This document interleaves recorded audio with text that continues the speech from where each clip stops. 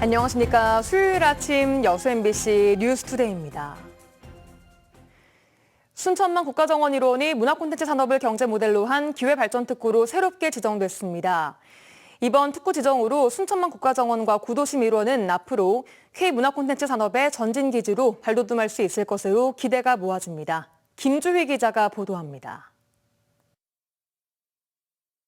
지난 4월 개장 이후 170만 명이 넘는 관람객들이 찾고 있는 순천만 국가정원.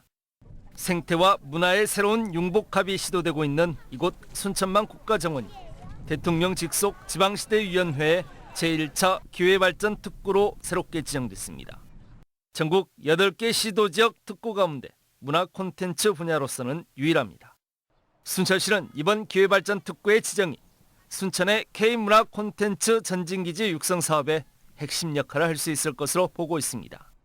특히 국가정원 내 로커스 등 본사를 이전하기로 한 문화 콘텐츠 앵커 기업들이 입주하면 각종 법적 지원 근거가 될 수 있을 것으로 전망됩니다.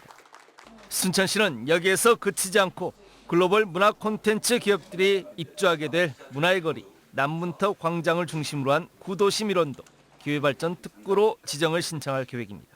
원도심 같은 경우에는 이제 산업의 축이 양분화를 좀 밸런스를 맞출 필요가 있을 것 같습니다. 그래서 원도심 빈 상가랄지 좀 공유 시설들을 활용해서 기업들이 입주하고 좀 활발하게 산업 활동을 있을 수 있도록 지금 하반기에 저희가 특구 지정을 준비하고 있습니다. 올 하반기 구도심 일원이 기회발전 특구로 지정되면 글로벌 웹툰 합작 한국법인의 순천 이전 등 현재 30여 개 콘텐츠 기업들의 투자 유치에도 더욱 속도를 낼 수 있을 것으로 보입니다.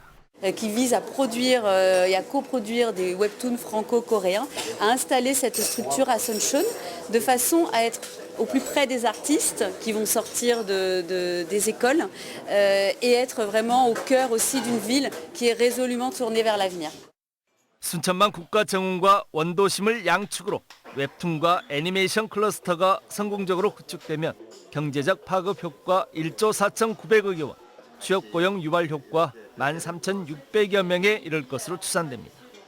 이번 순천 기회발전 특구의 지정이 마중물이 돼 순천시는 K문화 콘텐츠 산업의 전진기지로 새롭게 발돋움할 수 있는 중요한 토대를 마련한 것으로 평가됩니다. MBC 뉴스 김주희입니다. 전라남도와 전남관광재단이 전남 세계관광문화대전 연계사업의 하나로 출향도민 고향의 여행가자 프로그램을 운영하기로 하고 참가자를 모집합니다. 관광형은 1박 2일과 2박 3일의 테마별 권역별 여행상품으로 구성됐으며 출향인이 선택한 여행상품의 최대 50%를 할인된 금액으로 이용할 수 있습니다. 체류형 프로그램은 7일 이상부터 최대 한 달간 출향인의 고향 체류 비용을 1인 하루 최대 15만 원, 총 150만 원 한도로 지원합니다. 전남교육정책연구소가 실시한 조사에서 전남교육청이 추진하는 글로컬 미래교육에 대해서 도민과 학부모의 59.2%, 교직원의 62.4%가 공감한다고 밝혔습니다.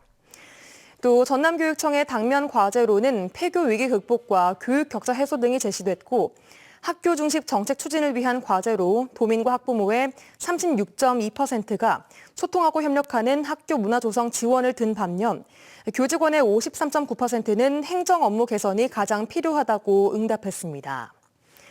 이번 조사는 전남교육정책연구소가 한길 리서치에 의뢰해 전남 거주 만 18세 이상 남녀 1,000명과 학부모 1,000명 등 2,000명을 대상으로 5월 9일부터 19일까지 실시했으며 표본 오차는 95% 신뢰 수준의 플러스 마이너스 2%포인트입니다. 민선 8기 광양시가 추진하는 핵심 시책 중에 하나가 전생애 복지 플랫폼 구축입니다. 광양시는 내년부터 도내에서는 처음으로 대학 등록금 전액을 지원하겠다는 계획인데요. 궁극적으로는 출산율 제고와 인구 유입에도 도움이 될 것으로 기대하고 있습니다. 최우식 기자가 보도합니다. 광양시가 생애복지 플랫폼 구축 사업의 하나로 대학 등록금 전액 지원 시책을 내놨습니다. 내년에 대학 4학년을 대상으로 시작해 4년 뒤에는 전체 대학생으로 지원 범위를 확대한다는 계획입니다. 광양시는 우선 시 재정 자립도와 기업 도시라는 여건 등이 이 같은 시책 추진을 가능하게 했다며 보편적 교육복지 실현에 강한 의지를 보이고 있습니다. 실제적으로 이제 부모가 가장 양육할 때 크게 와닿는 것이 대학교 등록금 부분입니다. 그래서 이 부분을 해소해 줘야지 출산율이 높아지는 그런 차원에서 이제 사업을 추진하게 된 것입니다. 현재 대학생 등록금 지원 사업은 상대적으로 인구가 적은 강원도의 지자체와 시장 공약 사항이었던 경남 통영시 등 전국 4곳에서 시행하고 있습니다. 전남 도내에서는 한평군이 학기별 최대 300만 원을 지원하고 있고 전액 지원은 광양시가 처음입니다. 이에 필요한 예산은 첫 해에 15억 원, 4차년도부터 매년 60억 원이 필요한데 기존 백운장학회와 시 예산으로 충분히 가능하다는 입장입니다. 또 이 같은 시책은 궁극적으로 출산율 제고와 인구 유입으로 이어져 광양시의 미래 발전에도 큰 도움이 될 것으로 기대하고 있습니다. 인구가 늘어나게 되면 다양한 장점이 있습니다. 일단 국가에서 이제 특별 교부세 지원이 되게 되고 기업에서 그걸 보고 일자리가 더 만들어지게 되는 겁니다. 그래서 이 사업비는 증가되지만 그에 따른 다른 반대급부로 이득이 훨씬 많기 때문에 광양시는 대학 등록금 전액 지원이 전 세대를 아우르는 생애복지 플랫폼 완성에 꼭 필요한 사업이라고 보고 앞으로 시민 의견 수렴과 시의회 협의 등을 거쳐 사업을 추진하기로 했습니다. MBC 뉴스 최우식입니다. 순천시가 단순 반복 행정 업무를 인공지능 프로그램이 자동 처리하는 업무 자동화 RPA를 도입합니다. 순천시는 오는 8월부터 초과 근무 수당, 출장 여비 지급과 교육 훈련 실적 등록 업무 등을 인공지능 프로그램이 자동 처리할 수 있는 업무 자동화 RPA를 도입할 계획입니다. 시는 RPA의 도입을 통해 단순 반복 업무에 소요되는 연간 7,400여 시간을 절약할 수 있어 직원들의 업무 처리 피로도를 줄이고 업무 효율성도 향상시킬 수 있을 것으로 보고 있습니다. 사상자 30여 명을 낸 경기도 화성 리튬 전지 공장 화재는 배터리의 특성상 불길이 수초 만에 확산하고 진화도 쉽지 않아서 큰 피해로 이어졌습니다. 전기차 수출량이 많은 광양항도 화물선을 통해 이런 배터리를 운반하고 있는데요. 배 안에서 화재 발생 시 대응 매뉴얼조차 없어서 우려가 큽니다. 최광지 기자입니다. SUV 한 대에 은색 차단포가 덮입니다. 차 하부로는 거센 물줄기를 내뿜는 소방 호스가 투입됩니다. 전기차 배터리에서 화재가 발생할 경우를 가정한 훈련으로 불확산을 막기 위해 전기차 한 대를 침수시키는 방법입니다. 이제 불이 나오는 게 이건 수납과 상관없는 겁니다. 전기차 수출량이 증가하고 있는 광양항에서 해양수산부 주관으로 전기차 화재 발생 대응 훈련이 진행됐습니다. 자동차 수출 항구인 울산항에 이어 이번이 두 번째입니다.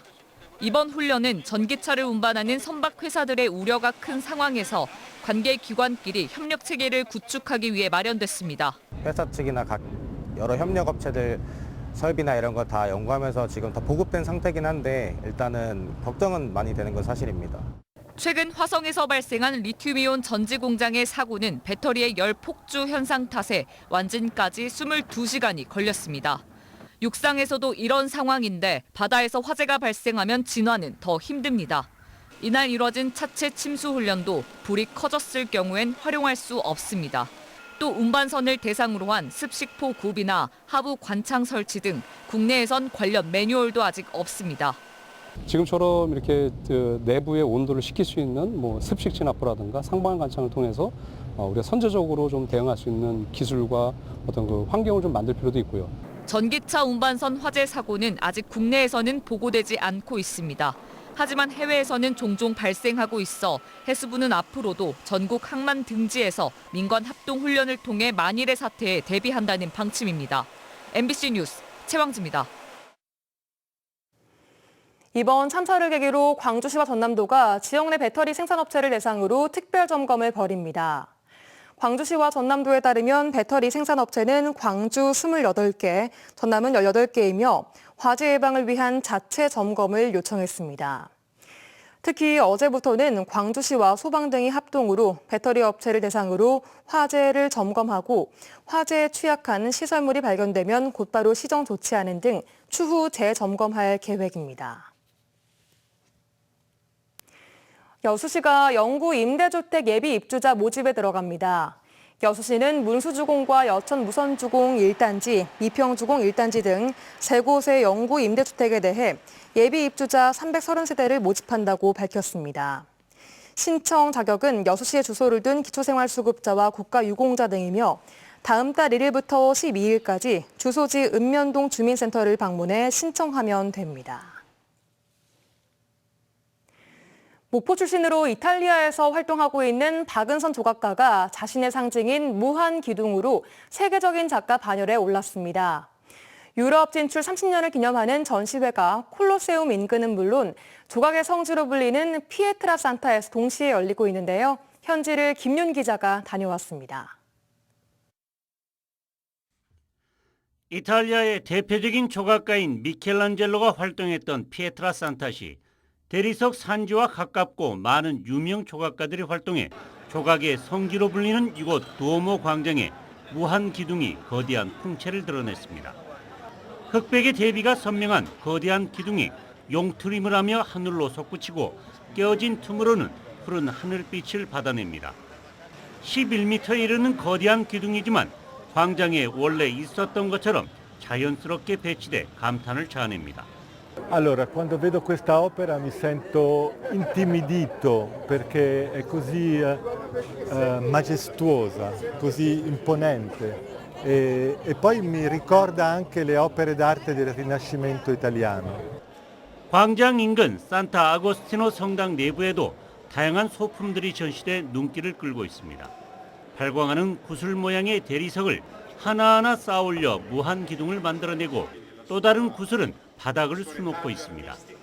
특히 청동으로 제작된 무한 기둥은 조명을 받아 성스러운 분위기마저 느끼게 합니다. 같은 한국인으로서 정말로 마음 뿌듯하고요. 자긍심이 대단합니다. 예. 이번 전시회는 박은선 작가의 이탈리아 활동 30여 년을 기념해 피에트라 산타시의 초청으로 마련된 것으로 전시의 제목도 조각의 유산전으로 명명됐습니다. 피에트라 산타시는 박은선의 무한 기둥을 도시로 진입하는 원형 교차로에 세울 만큼 각별한 애정을 보이면서 박 작가도 보답 차원에서 전시회를 기획했습니다. 여기 갑자기 왜 이런 게 생겼지가 아니라 항상 여기 기둥이 무한 기둥이 있었던 것 같은 그런 분위기를 주면서 이분들한테 그동안의 고마움을 받았던 은혜를 갚고 싶었어요. 무한 기둥 전시회는 세계적인 관광 명소인 로마의 콜로세움과 인근에서도 동시에 열리면서 박은선은 명실상부한 세계적인 작가 반열에 오른 것으로 평가받고 있습니다. So the perception of Parkinson is that of a maestro, but not only in Italy. Is renowned as an international artist, one of the best sculptors of our time. 30여 년 전 맨주먹으로 이탈리아 무대에 도전한 목포 출신 박은선 작가는 이제 유럽과 미국 등 세계에서 주목받는 조각가로 자리매김하고 있습니다. 이탈리아 피에트라 산타에서 MBC 뉴스 김윤입니다.